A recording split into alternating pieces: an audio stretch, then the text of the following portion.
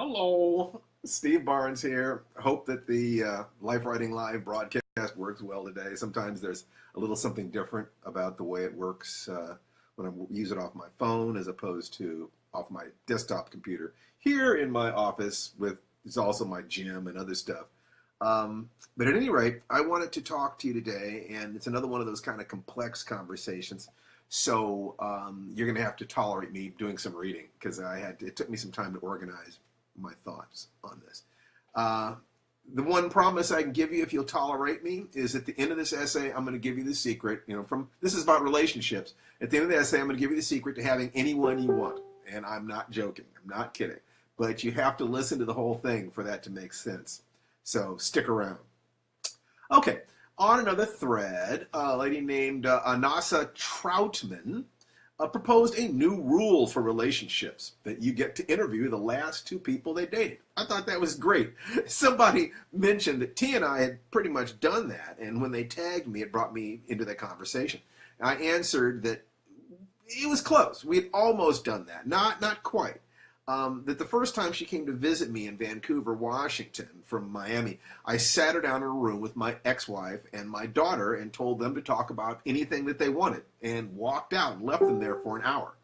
I wanted T to have all the information she needed to make an informed decision. She had that right. She had more than that right. I loved her enough to want her to be happy. I mean, it's really simple as that.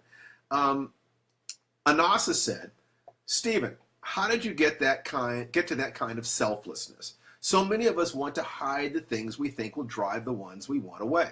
For many, being vulnerable is still difficult after years of marriage, much less before the journey is hardly underway. Did you do this for her, or was that kind of transparency something you did for yourself because of some personal commitment or practice? And this struck me as a question that was really worth answering. So I decided to slow down and try to answer it to the best of my ability. And I'll answer it from the framework of storytelling. Okay, there's something, the life writing system uses 3 different stories to kind of set up the context. And here's what I call my child story. Once upon a time, there was a boy who wanted 3 things when he grew up. He wanted a writing career, he wanted to be a martial artist, and he wanted a family to love. He was afraid that he couldn't have these things, and everyone told him that he couldn't have them. There was too much to ask for from life. But he decided to try and work a little harder every day and never quit. He found wonderful teachers along the way and learned things and still fell on his face. But every time he did, he found the faith to keep going and got back up, changed his approach, found someone who knew better than him and followed their lead and tried and tried and tried. And one day, he got it all. That's my story. It's the story I tell myself every single day whenever life feels hard. I got what it was I asked for as a child. What better life than that? And I didn't ask for my life to be easy. I asked to be strong so I could deal with my life. I asked for a life of meaning, not a life of ease. Now, this is how these ideas apply to the specific question of finding a mate. Let's start with one of my greatest failures in life. This is tough. When my first marriage went south, I was devastated.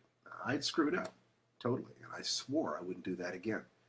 I wanted a partner, a love, someone I could really share my life with, and I was prepared to not settle for anything less than that. I knew that the woman I desired was smart, ambitious, beautiful, sensual, creative, fun, fierce. I wanted a lioness. And the natural reality is so damn simple, people don't want to look at it. A lioness wants and needs a lion. Bam! No excuses. Simple. Deal with it or don't. The question was, am I a lion? Well, what about all my doubts and fears and damage? Could I be a lion despite all my doubts and fears and damage? There's a story about a lion cub who was adopted by a flock of antelope. He grew up believing he was an antelope. Then one day the flock was attacked by a pride of lions. They fled, and several were caught and killed. The lion cub was cornered and trembled, awaiting death. The lions looked at it with curiosity, and the chief lioness suddenly realized what the problem was. She took the cub by the neck and dragged it down to the river. "Look at yourself," she said. "You are not an antelope. You are a lion." The cub looked at his own reflection. that for the first time he saw, and he was transformed. Here's a theory for you. What your heart craves is the mirror of your soul. Meditation, going deeply into your essence and asking, what do I crave, desire, want, and need? Separating wants from needs, short-term pleasures from long-term joys. That is a process of awakening. You have to know what you want, and you have to believe that you can and should have it. And you have to love yourself. You love yourself enough to believe that there is a gift within you worth anything anyone could offer. There's a popular song on the radio right now by a group called Fifth Harmony called Baby, I'm Worth It. Jason loves that song. And I won't try to sing it, but the lines go, give it to me, I'm worth it. Baby, I'm worth it. I'm worth it. Gimme, I'm worth it. Just give me you. Just give me you. Just give me you. That's all I want to do. And if what they say is true, if it's true, I won't get mad at you. I may talk a lot of stuff. Guaranteed I can back it up. I think I'm going to call you a bluff. Hurry up. I'm walking out front. Every time I hear that song, I'm so happy the girl is singing that, because I thought, that's a little girl who's still in touch with the princess, the goddess in her heart. She knows that what she has is worth it. And I think that everyone should feel that way about themselves, that we have a treasure in our hearts worth anything anyone can offer. And if that particular person doesn't see it, fine, go with God, have a wonderful life, and find happiness with someone who'll be better for you. Next. There's always somebody else. You have to believe in yourself enough to see that no one on this planet is above you. You know what the cost of that is? To give up all sense that you are better than anyone else. That's it. Think you're better than others? You'll always be afraid that there are others better than you. Knowing that you're worth it doesn't mean that others aren't. Can you grasp that? So my task was to find that sense of self-worth. What if the person you want isn't interested? Well, either my judgment is off or theirs is. In either case, it's nothing to stress about. As long as you actually love yourself, you know that somebody who's got good judgment is going to be attracted to you. The friend zone stings a bit, but it's fine. I've been friend zoned plenty of times, and I've friend zoned plenty of ladies who were interested in me but weren't the right fit. It's only fair. That's just the way life is. It's nothing personal. We just didn't fit. If Tananari looked closely at me and saw that we didn't fit, it was her obligation to back away. It's hella better now than 10 or 20 years down the road, don't you think? But to have that clarity, you have to start with the sense that you are precious, that you are worth it. Perhaps with the sense that there's a precious child within you. Why is this so powerful? Because we're wired to protect children and see them as beautiful and filled with infinite potential. This is the feeling we get when we look deeply into our own hearts, find the light within us, and form that into a child self and adore that child. It might take some time to do this, especially if we were not treasured as children or if we betrayed ourselves. We can do that by selling out our dreams or being in inappropriate sexual relationships, allowing people to treat us as less than precious. That's a form of inner child abuse. I did that once. It took me a year of daily meditations to heal, but it was worth it. It's a story for another time. There's another thing. It's of special interest, I think, to black folks. This was a conversation on a black thread. What if you are attacked by your culture? If the majority broadcasts images that say you are not as beautiful, wonderful, brilliant, sexy, valuable. If the images they offer themselves and their own children 1,000 times a minute on every movie screen, television screen, video, song, billboard are not the same images that they offer to you, well, you have more work to do. No, it's not fair. If you want fair, you're looking at the wrong world. Stand on the shore down at the beach and say it isn't fair for the tide to come in and make your shoes wet. You'll get wet shoes. Screw fair. You have to be willing to fight for your heart in the way a mother lion fights for her cubs. Period. Or the cub inside will look at you and say, why, mommy? Wasn't I worth fighting for? Wasn't I beautiful? Wasn't I wonderful? Didn't I dance enough for you? Why don't you love me enough to fight? Hell yes, that child is worth fighting for. No compromises. Period. If when you close your eyes and ask what you want and need in a mate, you see someone fierce, ambitious, passionate, and strong, you're dreaming of a lion who wants and needs a lioness, or vice versa. And here's the beautiful thing. If you love yourself and are working on yourself, you'll grasp that you're doing the best that you can with what you have. And that's wonderful.